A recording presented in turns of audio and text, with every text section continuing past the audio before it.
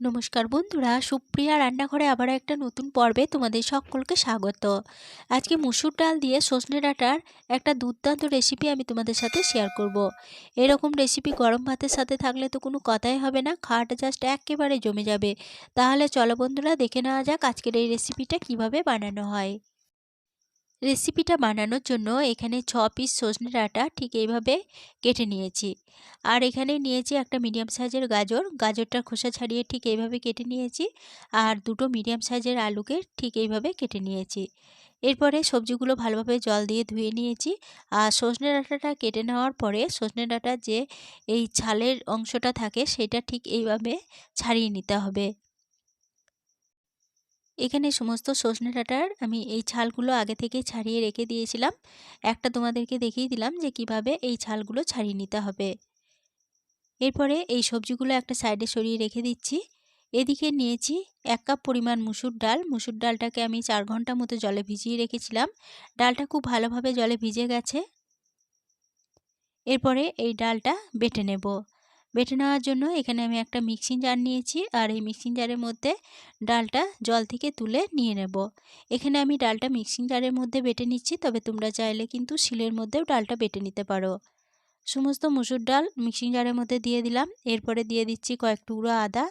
আর ঝালের জন্য দিচ্ছি 2টো কাঁচা লঙ্কা। এখানে কাঁচা লঙ্কার ঝালটা তোমরা যেরকম ঝাল খেতে চাও সেরকম অনুযায়ী কম বেশি করে নিতে পারো। সামান্য পরিমাণ জল দিয়ে মিক্সিং জারের ঢাকনা বন্ধ করে সমস্ত উপকরণ বেটে নিচ্ছি। মুসুর ডাল ভালোভাবে বেটে নেওয়া হয়ে গেছে। এবার এই বেটে নেওয়া ডাল একটা বাটির মধ্যে ঢেলে নিচ্ছি। সমস্ত ডাল বাটা বাটির মধ্যে ঢেলে নিলাম। এরপরে এই ডাল বাটার মধ্যে দিয়ে দিচ্ছি সামান্য পরিমাণ কালো জিরে, দিয়ে দিচ্ছি স্বাদ মতো লবণ, সামান্য পরিমাণ হলুদ দিয়ে দিচ্ছি। এরপরে দিয়ে দেব খুব সামান্য পরিমাণ জোয়ান। কোনো তেলে ভাজা জিনিসে যদি জোয়ান ব্যবহার করা হয় তাহলে পরে খুব তাড়াতাড়ি তেলে ভাজাটা হজম হয়ে যায়, তার জন্য এখানে আমি জোয়ানটা ব্যবহার করলাম। তবে তোমরা যদি জোয়ান না দিতে চাও তাহলে পরে না দিলেও চলবে। এরপরে সামান্য চিনি দিয়ে সমস্ত উপকরণ ভালোভাবে ডালের সাথে মিশিয়ে ডাল বাটাটা ভালোভাবে ফেটিয়ে নিচ্ছি। ডাল বাটা ভালোভাবে ফেটিয়ে নেওয়া হয়ে গেছে। ডাল বাটা একটা সাইডে সরিয়ে রেখে দিচ্ছি।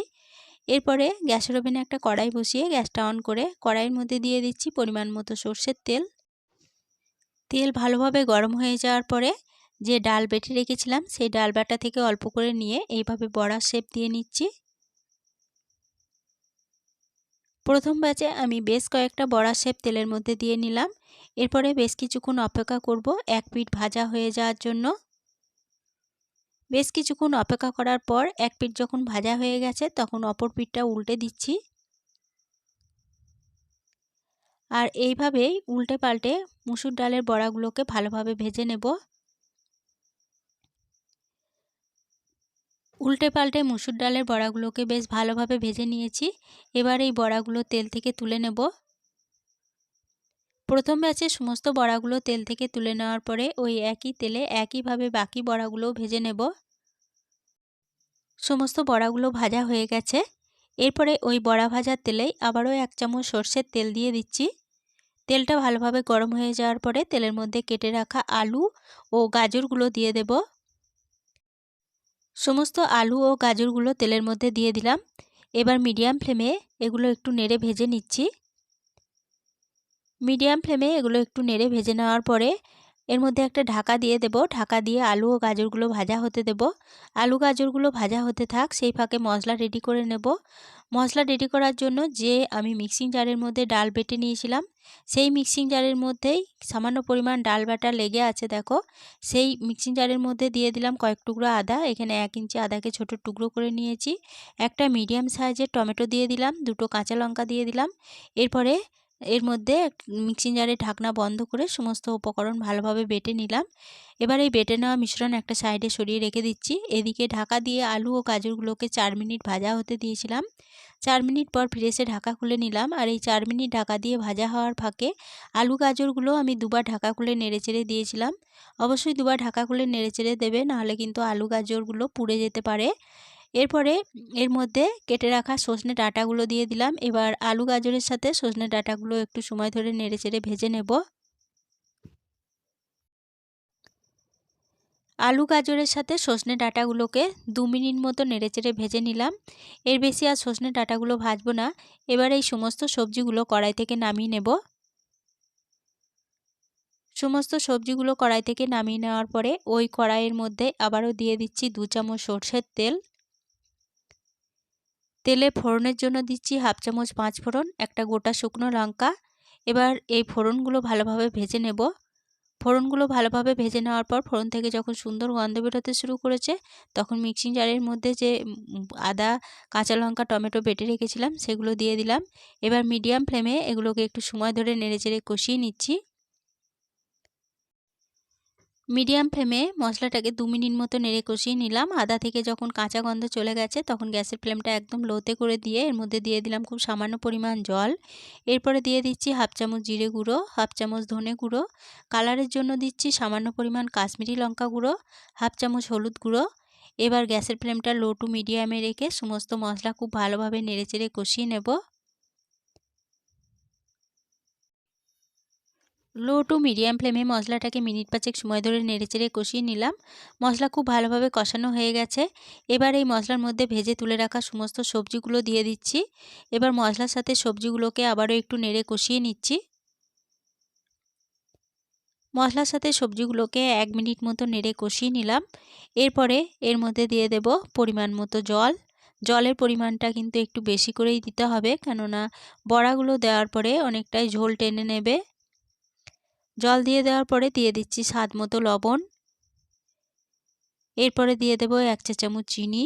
এখানে আমি নিরামিষ রান্না করছি বলে 1 চা চামচ চিনি দিলাম, তবে মিষ্টির পরিমাণটা তোমরা যে যেমন খেতে চাও সেরকম অনুযায়ী কম বেশি করে নিতে পারো। জলের সাথে সমস্ত উপকরণ ভালোভাবে নেড়ে মিশিয়ে নিয়ে একটা ঢাকা দিয়ে মিডিয়াম ফ্লেমে এই তরকারিটা একটু সময় ধরে রান্না করে নেব। ঢাকা দিয়ে মিডিয়াম ফ্লেমে তরকারিটাকে 5 মিনিট রান্না হতে দিয়েছিলাম। 5 মিনিট পর ফিরে এসে ঢাকা খুলে নিয়ে তরকারিটা ভালোভাবে নেড়েচেড়ে নিয়ে তরকারির আলুগুলো ভালো মতো সিদ্ধ হয়েছে কিনা এবার চেক করে নেব।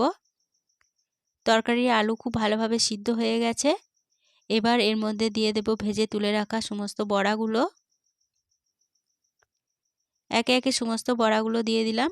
এবার এই বড়াগুলো ঝোলের সাথে একটু ভালোভাবে নেড়ে মিশিয়ে নেব। বড়াগুলো ঝোলের সাথে ভালোভাবে নেড়ে মিশিয়ে নিলাম। এরপরে বড়াগুলো ঝোলের সাথে একটু ফুটিয়ে রান্না করে নেব। এটা রান্না হতে থাক। ততক্ষণে অপর গ্যাসের ওভেনে একটা কড়াই বসিয়ে গ্যাসটা অন করে কড়াইয়ের মধ্যে দিয়ে দিলাম 1 চা চামচ রাঁধুনি আর দিয়ে দিচ্ছি 1 চা চামচ গোটা জিরে। এবার লো টু মিডিয়াম ফ্লেমে এগুলোকে একটু সময় ধরে নেড়েচেড়ে ভেজে নেব। লো টু মিডিয়াম ফ্লেমে জিরে ও রাঁধুনিটা ভালোভাবে নেড়েচেড়ে ভেজে নিলাম। এইবার গ্যাসের ফ্লেম বন্ধ করে দিয়ে এটা কড়াই থেকে নামিয়ে রেখে দিলাম ঠান্ডা হয়ে যাওয়ার জন্য। এদিকে ঝোলের সাথে বড়াগুলোকে 2 মিনিট মতো ফুটিয়ে রান্না করে নিলাম। এরপরে যে রাঁধুনি ও গোটা জিরে আমি ভেজে রেখেছিলাম সেটা ঠান্ডা হয়ে যাওয়ার পরে গুঁড়ো করে নিয়েছি। একদম মিহি করে গুঁড়ো করিনি, দেখো ঠিক এইভাবে গুঁড়ো করে নিয়েছি। এরপরে এটা 1 চা চামচ দিয়ে দেব। এরপরে তরকারির সাথে এটা ভালোভাবে নেড়ে মিশিয়ে নেব। তরকারির সাথে ভালোভাবে নেড়ে মিশিয়ে নেওয়ার পরে গ্যাসের ফ্লেম বন্ধ করে দিয়ে তরকারিটা ঢাকা দিয়ে আরও 5 মিনিটের জন্য স্ট্যান্ডিং টাইমে রেখে দিচ্ছি। 5 মিনিট পর ফিরে এসে ঢাকা খুলে নিলাম। এই সজনে ডাঁটার তরকারি পরিবেশনের জন্য একদম রেডি হয়ে গেছে। আজকের রেসিপি প্রথম থেকে শেষ অবধি দেখার জন্য তোমাদেরকে অসংখ্য ধন্যবাদ। রেসিপিটা ভালো লেগে থাকলে প্লিজ লাইক, কমেন্ট ও সকলের সাথে শেয়ার করে দিতে ভুলো না। নতুন বন্ধু হয়ে থাকলে চ্যানেলটা সাবস্ক্রাইব করে পাশে থেকো। আজকের রেসিপি এই পর্যন্তই ছিল। ফিরে আসবো আবার নতুন কোনো রেসিপি নিয়ে।